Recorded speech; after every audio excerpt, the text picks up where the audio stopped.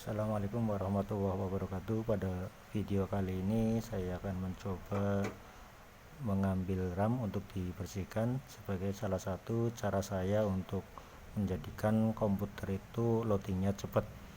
Tadi di bagian dalam CPU ini sudah saya bersihkan dengan menggunakan kuas seperti ini.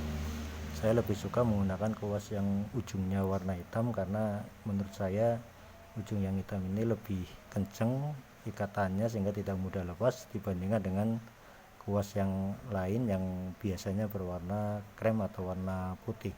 Ini sudah saya bersihkan semuanya, baik dari heatsinknya ataupun dari motherboard ini semuanya sudah saya bersihkan.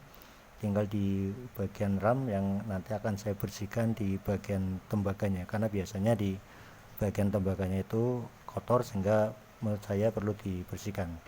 Nah, cara mengambil RAM-nya sangat gampang. Kita tinggal tekan bagian yang kanan dan kiri ini ke samping, maka otomatis RAM itu akan keluar dengan sendirinya. Nah, seperti ini. Nah, dia akan keluar RAM-nya.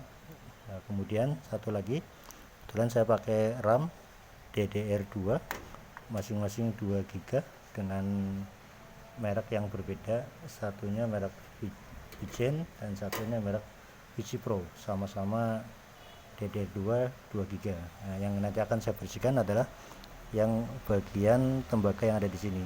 Saya biasa membersihkannya dengan menggunakan penghapus pensil seperti ini. Boleh berwarna hitam atau yang warnanya putih. Kalau bisa yang mereknya bagus, biar nanti ketika membersihkan tidak terlalu banyak kotoran-kotoran yang tidak diperlukan. Artinya kalau pakai pensil warna yang bagus itu nanti hasilnya akan lebih, insya Allah akan lebih bagus daripada kalau penghapus pensil yang biasanya kualitasnya jelek.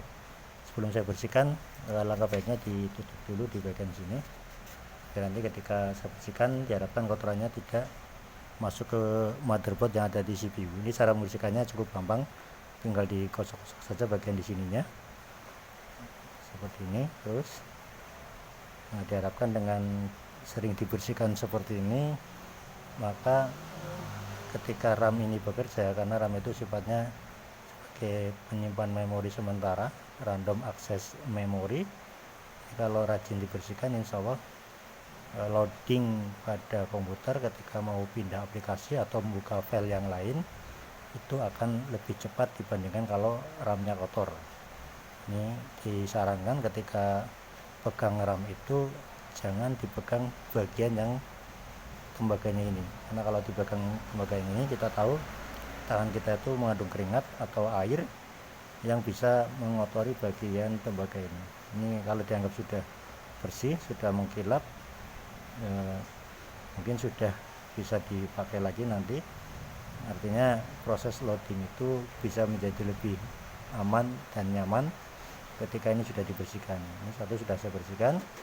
Kemudian yang berikutnya sama, dengan cara yang sama itu nanti kotoran-kotoran yang nempel di bagian tembaga ini diharapkan bisa bersih semuanya.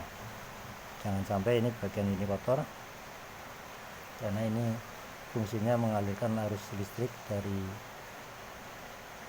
power supply nanti masuk motherboard, kemudian membaca IC yang ada di sini. Ini ada beberapa IC yang kecil-kecil ini, membaca memorinya. Ini juga di sini. Nah, seperti ini. Terus kalau dirasa sudah cukup bersih atau sudah mengkilap, itu pertanda sudah mulai bersih. Nah, di sini kelihatan banyak kotoran-kotoran. Ini bekas dari yang di sini dan juga bekas dari ada di sini, kotoran-kotoran yang nempel di penghapus ya. Nah, demikian tutorial cara membersihkan bagian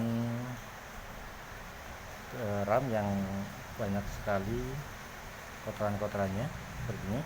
Untuk cara masangnya juga cukup gampang, tinggal dimasukkan ke sini, tidak boleh kebalik, karena di sini untuk DDR2 ini ada bagian di sininya, bagian yang berlubang ini. Kalau dimasukkan ke sini ternyata tidak pas dengan bagian ininya, jadi ini harus dibalik seperti ini. tinggal ditekan saja sampai pas dengan bagian di bawahnya, bagian slotnya itu tidak boleh kebalik pasang RAM-nya, tinggal ditekan. Ketika sudah bunyi klik, berarti RAM sudah terpasang dengan baik. Klik dan kiri dan kanannya itu sudah terkunci otomatis. Nah, mungkin ini salah satu cara saya untuk membersihkan RAM supaya loading komputernya itu bisa lebih cepat. Nah, demikian tutorial pada kesempatan kali ini. Insya Allah akan berlanjut di tutorial yang lainnya. Selamat menyaksikan.